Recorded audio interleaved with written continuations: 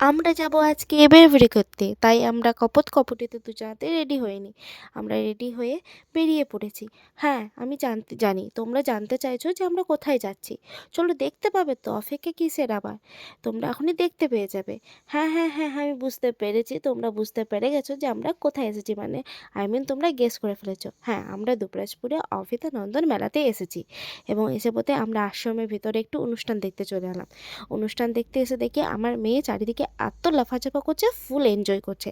আমাদের থেকে বেশি ওই এনজয় করছে। হ্যাঁ, এটা ঠিকই যে মেলাতে এলে পথে বাচ্চাদের একটু বেশিই এনজয় হয়। চলো এখানে আর কতক্ষণ দাঁড়িয়ে থাকবো, যেটা দেখতে এসেছে সেই কাজটা তো সেরে ফেলি। চলো মেলার ভেতরে যাওয়া যাক, কারণ ওটাই তো মেন। আমরা তাই গুটি গুটি পায়ে বেরিয়ে পড়েছি। আর তোমরা একটা হাতি দেখবে, আমি রাস্তায় একটা হাতি দেখেছি।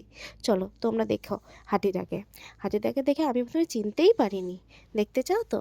এই দেখো হাতিটা। কিন্তু আরে না, এটা হাতি না, এটা আমি। কিন্তু দেখতে পাচ্ছ তো আমি কতটা মোটা হয়ে গেছি যে আমি নিজেকে হাতি বলতে কোনো সংশয় বোধ হচ্ছে না। চলো মেলার ভেতর ঢোকা যাক আর দেখা যাক কী কী দোকানপত্র বসেছে। আর টুকিটাকি কেনাকাটা করা উচিত তো, কারণ মেলার স্মৃতি হিসেবে তো টুকিটাকি কেনাকাটা করতেই হবে। তাই আমরা মেলার ভেতরে ঢুকে মেলার দোকান থেকে টুকিটাকি কিছু কেনাকাটা করে নিলাম। তারপর মেয়ে জেদ ধরেছে আমি গাড়ি চালাবো।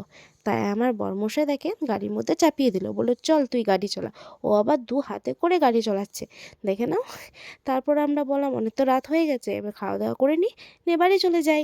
টাটা, আবার দেখা হবে তোমাদের সাথে।